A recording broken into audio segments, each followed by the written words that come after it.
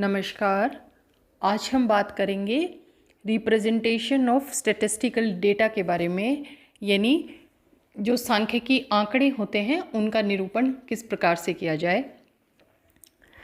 जैसा कि हम जानते हैं, भूगोल में प्राकृतिक और मानवीय दोनों प्रकार के तथ्यों का अध्ययन किया जाता है और भूगोल की जो दो प्रमुख शाखाएं हैं, जैसे भौतिक भूगोल और मानव भूगोल, दोनों की ही जो विभिन्न उपशाखाएं हैं उनमें किसी न किसी प्रकार से आंकड़ों का प्रयोग किया जाता है। और ये जो आंकड़े हैं, जैसे अगर हम क्लाइमेटोलॉजी की बात करें तो वर्षा, आर्द्रता, तापमान, इनसे संबंधित, और अगर हम जनसंख्या भूगोल की बात करें तो जनसंख्या के जो आंकड़े हैं उनमें उनके जो विभिन्न सब डिविजन्स होते हैं, लिंगानुपात है, साक्षरता है इत्यादि। इसके अलावा अगर हम एग्रीकल्चर ज्योग्राफी की बात करें तो उनमें फसलों का उत्पादन और विभिन्न फसलों के अंतर्गत बोए गए क्षेत्र का विवरण, या फिर उपलब्ध सिंचाई के साधनों द्वारा सिंचित क्षेत्र का विवरण। और अगर हम औद्योगिक भूगोल की बात करें तो विभिन्न जो उत्पाद बनाए जाते हैं उनके उत्पादन की संख्या, और इसी प्रकार से अन्य जो शाखाएं हैं उनमें किसी न किसी प्रकार के आंकड़ों का इस्तेमाल किया जाता है। ये जो आंकड़े हैं ये प्राइमरी और सेकेंडरी दो प्रकार से हो सकते हैं। प्राइमरी वो जिन्हें हमने स्वयं या शोधकर्ता ने स्वयं एकत्रित किया हो, और सेकेंडरी वे जिन्हें प्राथमिक स्तर पे किसी एजेंसी या सरकार के द्वारा या अन्य किसी व्यक्ति के द्वारा एकत्रित किया गया हो और उनके बाद उन्हें हम इस्तेमाल कर रहे हों। तो जितने भी आंकड़े हैं उनको सही प्रकार से समझने के लिए, उन्हें एक प्रकार से याद रखने के लिए और उनसे सही विश्लेषण करके उनसे सही निष्कर्ष निकालने के लिए काफ़ी एक्सपीरियंस चाहिए होता है। विभिन्न प्रकार के जो आंकड़े एकत्रित किए जाते हैं उनको कई तरह के विजुअल मेथड्स के द्वारा बहुत ही अट्रैक्टिव वे में हम रिप्रेजेंट कर सकते हैं। और आजकल अगर आपने देखा हो तो टीवी पे या विभिन्न प्रकार की जो पत्र पत्रिकाएं होती हैं उनमें इन्हीं आंकड़ों को अलग अलग प्रकार के डायग्राम्स के द्वारा दिखाया जाता है। तो आज के लेक्चर में हम ये सीखेंगे कि विभिन्न प्रकार के जो डेटा होते हैं उनको कौन कौन से मेथड के द्वारा हम रिप्रेजेंट कर सकते हैं। तो सांख्यिकी आंकड़ों के विजुअल जो मेथड होते हैं जिनके द्वारा हम उनको रिप्रेजेंट कर सकते हैं उनको हम 4 कैटेगरीज में बांट सकते हैं। पहला है आरेख, यानी जिन्हें डायग्राम कहा जाता है। दूसरा आलेख यानी ग्राफ, और तीसरा है वितरण मानचित्र, और चौथा है मानारेख या कार्टोग्राम।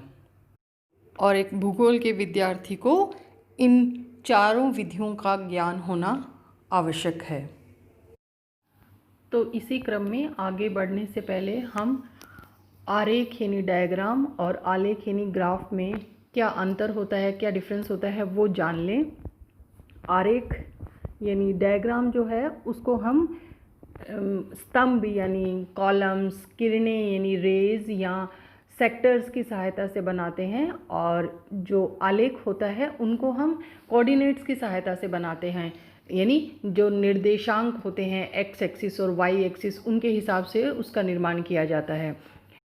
हमारे पास जो उपलब्ध डेटा है उनके डायग्राम या ग्राफ बनाने के लिए कुछ जनरल रूल्स होते हैं, उनको हमें फॉलो करना चाहिए, जिससे कि हमारे जो फाइनल प्रोडक्ट हैं, यानी जो हमारा डायग्राम या आलेख जो हमारे सामने ग्राफ निकल के आया है, जो डायग्राम निकल के आया है, वो देखने में या समझने में दोनों ही प्रकार से हमारे लिए उपयोगी हो। तो उसमें जो पहला रूल है जिसका हमें ध्यान रखना चाहिए वो है उपयुक्त विधि का चयन, यानी selection of a suitable method. हमें जो भी डेटा दिया हुआ है उसका नेचर किस तरह का है और रेंज ऑफ वैल्यू कितनी है और हम किस पर्पज़ के लिए उन्हें बनाना चाहते हैं, इन तीनों चीज़ों को ध्यान में रख के हमें हमारे आंकड़ों के लिए कौन सा बेस्ट डायग्राम है उसका चयन करना चाहिए। तो हर जो डेटा होता है उसकी अपनी अपनी विशेषताएं होती हैं और हर जो विधि होती है उसकी भी अपनी अपनी विशेषताएं होती हैं। तो उपयुक्त विधि का चयन करना भी एक भूगोल के विद्यार्थी को आना चाहिए। जैसे जनसंख्या संबंधी जो भी आंकड़े होते हैं उनको यदि हम पिरामिड आरेख के द्वारा, मिश्रित पिरामिड आरेख के द्वारा या अध्यारोपित यानी सुपर इम्पोज्ड पिरामिड डायग्राम के द्वारा अगर हम दिखाते हैं तो उनका जो रिप्रेजेंटेशन है वो ज़्यादा अच्छा होगा। दूसरा जो नियम है वो है selection of a suitable scale, उपयुक्त मापनी का चयन। तो हमारे सामने जो उपलब्ध आंकड़े हैं उनकी प्रकृति कैसी है या उनका नेचर कैसा है और आंकड़ों की रेंज कितनी है, यानी उनकी जो विस्तार है वो कितना है, इसको देखते हुए और हमारे पास जो उपलब्ध पेपर है जिसमें हमें डायग्राम बनाना है उसको ध्यान में रख के हमें जो स्केल होती है डायग्राम बनाने के लिए उसका निर्धारण करना चाहिए, उसका चुनाव करना चाहिए। तो इसमें विशेष ध्यान रखने की बात यह है कि स्केल लेते समय हमें ऐसी स्केल का चयन करना चाहिए जिससे जो डायग्राम है वो जो हमारा पेपर है या जो शीट है उसके बिल्कुल सेंटर में बने और ना तो वो बहुत ज़्यादा बड़ा हो और ना हो वो बहुत ज़्यादा छोटा हो। अगर बहुत ज़्यादा बड़ा होगा तो वो पूरा पेपर को ओवरलैप कर लेगा और अगर बहुत ज़्यादा छोटा होगा तो उससे सही निष्कर्ष निकालने में दिक्कत होगी। डायग्राम और ग्राफ बनाते समय तीसरा जो नियम हमें ध्यान में रखना चाहिए वो है शीर्षक या हेडिंग। तो प्रत्येक जो डायग्राम हम बना रहे हैं उसके ऊपर हमें उसका हेडिंग लिखना होता है जो बिल्कुल साफ साफ लिखा जाना चाहिए और जिससे हमें ये पता चले या जिसको देखते ही हम ये समझ जाएं कि इसमें क्या रिप्रेजेंट किया गया है।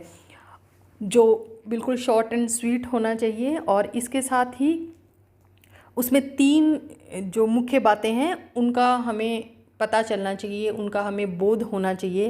पहला है चित्र की अंतर्वस्तु, यानी जो डायग्राम है उसके द्वारा हमने क्या रिप्रेजेंट किया है, हम क्या प्रदर्शित करना चाहते हैं उसका हमें अब पता चलना चाहिए। दूसरा, जो डेटा हमने लिया है वो किस क्षेत्र का है, नेम ऑफ एरिया जो है उसके हेडिंग में आना चाहिए। और तीसरा जो है वो है आंकड़ों का वर्ष या अवधि, हमने जो आंकड़े लिए हैं वो किस वर्ष से संबंधित हैं या अगर किसी अवधि के हैं तो वो कौन सी अवधि है। इन तीनों चीज़ों के बारे में हमें हेडिंग से पता चलना चाहिए। अगला जो नियम है वो है रेफरेंस या संकेत या इंडेक्स के बारे में। तो डायग्राम बनाते समय हमें कई बार अलग अलग रंगों का उपयोग करना पड़ता है या हम एक ही कलर के अलग अलग जो शेड्स होते हैं उनका इस्तेमाल करते हैं। तो ऐसी स्थिति में हमें हर जो शेड हमने इस्तेमाल किया है उसके बारे में साफ साफ हमें संकेत या इंडेक्स बनाना होता है और उसके लिए संकेत बनाने के लिए या इंडेक्स बनाने के लिए जो हमारा डायग्राम है उसकी जो शीट है जिस पे हमने डायग्राम बनाया है उसके राइट हैंड साइड ऊपर में या राइट हैंड साइड नीचे में संकेत बनाना अच्छा रहता है। वैसे ही इसके लिए कोई नियम नहीं है, आप लेफ़्ट हैंड साइड में भी जो है संकेत हैं उनको प्रदर्शित कर सकते हैं।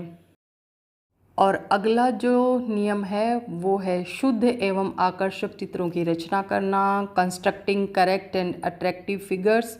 तो इसके लिए हमें ये बात ध्यान में रखनी होती है कि हम जो भी डायग्राम बना रहे हैं वो एकदम साफ और स्पष्ट होने चाहिए जिससे कि उनको देखते ही हम जो निष्कर्ष हैं वो आसानी से निकाल सकें। एकदम एक्यूरेट तो होने ही चाहिए, यानी शुद्ध होने चाहिए, इसके साथ वो नीट एंड क्लीन भी होनी चाहिए। और यदि आपने सही विधि और सही मापनी का चयन किया है तो ये दोनों ही काम जो हैं वो बहुत आसान बना देते हैं शुद्ध एवं आकर्षक चित्रों की रचना करने का। अगला जो नियम है वो है सरल चित्रों की रचना, कंस्ट्रक्टिंग सिंपल फिगर्स। तो इससे आशय ये है कि हम जो हमारे पास उपलब्ध आंकड़े हैं उनसे हम जो डायग्राम बना रहे हैं वो ज़्यादा कॉम्प्लेक्स नहीं बनाने चाहिए। उस बिल्कुल बोधगम्य जो डायग्राम होते हैं या जिनको आसानी से हम समझ सकें, ऐसे डायग्राम का निर्माण एक भूगोल के विद्यार्थी का उद्देश्य होना चाहिए। क्योंकि यदि किसी डायग्राम को समझने के लिए अलग प्रकार के अध्ययन की या परिश्रम की आवश्यकता होगी तो जो सामने के जो दर्शक हैं या जो पाठक हैं उसको समझने में ज़्यादा रुचि नहीं लेंगे और हमारी जो मेहनत है इतने डायग्राम को बनाने के लिए लगी है वो व्यर्थ चली जाएगी। तो डायग्राम हमेशा ऐसा होना चाहिए कि एक लेमैन भी उसको आसानी से उसमें जो प्रदर्शित किया गया है उसको वो कम से कम एक्सपीरियंस वाला व्यक्ति भी उसको आसानी से समझ सके।